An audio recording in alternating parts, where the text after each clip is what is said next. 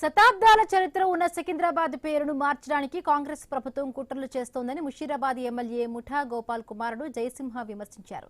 ప్రభుత్వ కుట్రలను ప్రజలు ఎట్టి పరిస్థితుల్లో సహించబోరన్నారు. మాజీ మంత్రి తలసాని శ్రీనివాస్ యాదవ్ ఆధ్వర్యంలో తలపెట్టిన చలో సికింద్రాబాద్ కార్యక్రమానికి వెడుతున్న జయసింహను పోలీసులు అదుపులోకి తీసుకుని అంబర్పేట పిఎస్కు తరలించారు.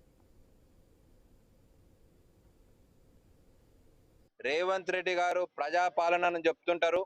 మేము కేవలం అధికారంలోకి వచ్చిన తర్వాత మాది ఒక ప్రజాపాలన అని చెప్పుకునే రేవంత్ రెడ్డి గారు ఈరోజు ప్రతి ఒక్క గొంతుకను కూడా తొక్కే ప్రయత్నం చేస్తుండ్రు. ఎవరికి కూడా నిరసన అనే హక్కును కూడా తీసే ప్రయత్నం ఈరోజు కాంగ్రెస్ ప్రభుత్వం చేస్తుందని మీ సందర్భంగా తెలియజేస్తున్నాం. ఈరోజు మరి వేలాది మంది ప్రజలు కూడా ఎంత కట్టడి చేయాలి అని ప్రయత్నించినప్పటికీ కూడా చాలా మంది ఈ ర్యాలీలో పాల్గొనడం జరిగింది. ఎట్టి పరిస్థితుల్లో కూడా రానున్న రోజుల్లో మరి సికింద్రాబాద్ జిల్లాగా సాధిస్తాం.